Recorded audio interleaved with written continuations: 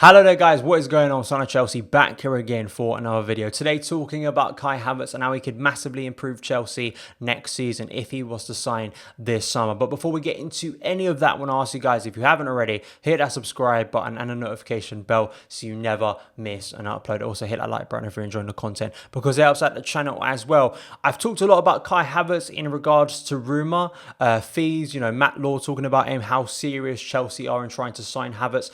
I did want to talk about rumours today and news and speculation, all that stuff, which is sure to continue in the coming weeks. Absolutely certain about that. So I just didn't want to repeat myself on that. I wanted to actually go in depth on Kai Havertz and talk about why he could be vital for Chelsea if they were to bring him in and what he could do and what he does so well currently in his game that makes him such a unique and hot prospect in European football. And I'm going to be referencing some articles and a scout report.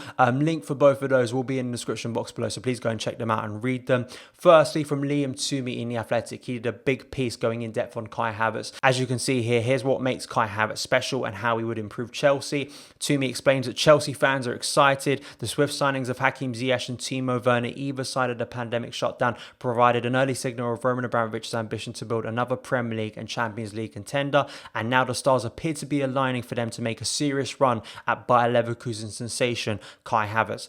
Havertz first came to wider prominence in the 2018-19 season, scoring 17 goals in 34 league appearances as a 19-year-old, the most prolific campaign by a teenager in Bundesliga history.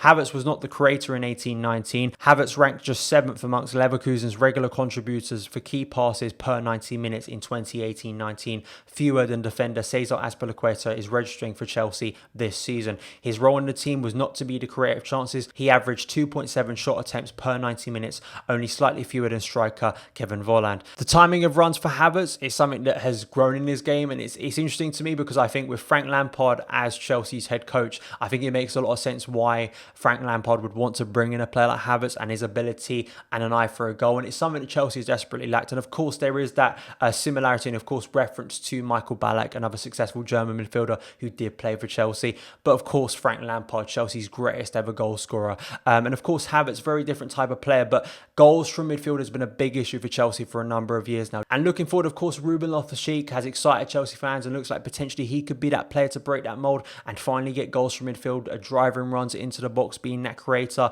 A Mason Mount at times, of course, with 6 goals this season is impressive given his age, and hopefully he will improve in Chelsea's side. But it's an area Chelsea need to improve because we have lacked goals from the centre of the pitch since Lampard's departure in 2014. And Havertz could drastically improve Chelsea's ability to finish chances. Chelsea's expected goals is 3rd behind Man City and Liverpool, and Havertz's incredible eye for goal scoring and late runs may be the answer, especially against low blocks, which Chelsea have struggled to break down at home this season. And now going into a little bit more detail about what makes Havertz such a special player on the football pitch. This is from a scout report from Get Football News Germany. I did reference this in a video when we first originally got linked to Kai Havertz, but I wanted to bring it up again here for today's video because I do think it's relevant. Firstly, talking about Kai Havertz's ball progression on the football pitch. One of Havertz's best attributes is his off-the-ball movement. He clearly identifies pockets of space throughout multiple phases of play and zones on the pitch, whether it be helping play through an opposition press or manipulating space against a settled defensive shape. He boasted a 0.40 XG build-up per 90 last season and executes on the ball exceptionally well with 87% passing accuracy, which is way above the average for an attacking midfielder in Europe's top 5 leagues. For Bayer Leverkusen, he is primarily operated as an attacking midfielder, given the freedom to roam the pitch. Sometimes his starting position may be wider than a traditional 10 when he played in a 3-4-3 variant, but when playing in a 4-2-3-1, he is much more central. And also going into his creative play, a developing misconception of Havertz is that he's just a second striker or shadow striker, and despite his fantastic qualities as a goal scorer, limiting him to just that role could not be more far from the truth. He's exceptional at manoeuvring through many phases and zones on the pitch outside of the penalty box, but he also influences the opposition third when he is not scoring goals. He made 1.18 key passes and 1.21 passes into the penalty area per 90 minutes and completed 84% of his passes inside the opposition half. And that is something that both Toomey and the scouting report goes into, in the sense that he has developed into more of a creative player this season, and that could help Chelsea, you know, not just those goals, but there is a sense at Chelsea sometimes we can be a bit slow, a bit languid in our play, and Havertz could definitely operate in those areas that help the likes of Hakim Ziyech next season, Timo Werner, Tammy Abraham, Christian Pulisic, helping Chelsea get up the pitch and move the ball from defence to attack in a quick and decisive manner. Then going back to Toomey's piece on Havertz and how he could fit in at Chelsea and why Havertz wouldn't actually be a totally clean fit at Stamford Bridge, Toomey explains that his desire to drift to the right might well jar with Hakim Ziyech, who does the majority of his attacking damage from similar areas. If deployed as an attacking midfielder, his inclusion could come at the expense of Mason Mount's development, and up front he would compete with Tammy Abraham and Werner. But Toomey finishes by saying there is a compelling body of evidence to suggest this is a rare, potentially generational attacking talent, the type you don't agonise about the ripple effects of signing. And I do agree with Toomey, the more you watch Havertz, the more you see what he does, the variety as well, and the way he's adapting his game quite quickly to be a creator and a finisher. And the variety in positions he can play as well, I think very much fits into the recruitment this season. For Frank Lampard, Hakim Ziyech and Timo Werner definitely fit that bill, and Havertz would fit that bill as well. And I think the more you watch him, you understand how good he is. And for me personally, as Frank Lampard being my favourite player to ever watch, I love his eye for a goal. I love his late runs into the box. Watching him play as a forward for Leverkusen, I watched a game he played against Borussia Mönchengladbach where he was absolutely amazing for Leverkusen that day. Really found the space, really helped Leverkusen win that game very convincingly. And you think of what he could do for Chelsea next season, and the options it gives Frank Lampard next season in an attacking sense, I think is really exciting. So I made up a few teams. Of course, this is subject to change with players, of course, coming in and going. One of these was in a 4-2-3-1. Now, when Frank Lampard arrived last summer, there was a suggestion that 4-2-3-1 would be his main formation.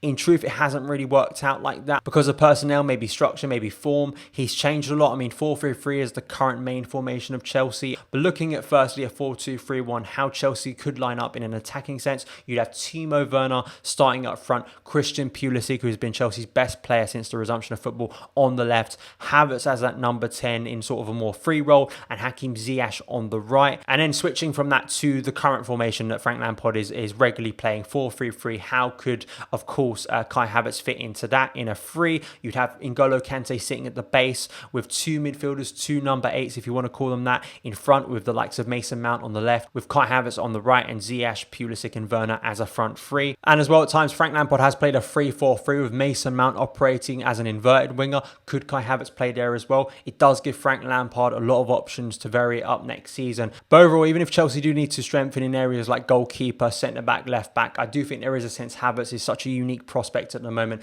and could become one of the best midfielders in the world. And Chelsea have a unique opportunity right now to strike, sign this player in front of the likes of Real Madrid and Bayern Munich, and he could drastically improve Chelsea's goal scoring and creative play next season. But that is it for today's video. Please let me know your thoughts on Kai Havertz and today's video in the comments below. Thank you guys so much for taking the time to watch it. If you did enjoy it, hit that subscribe button and a notification bell so you never miss an upload. Follow me on Twitter at Son of Chelsea. Have a great day, and I'll see you again.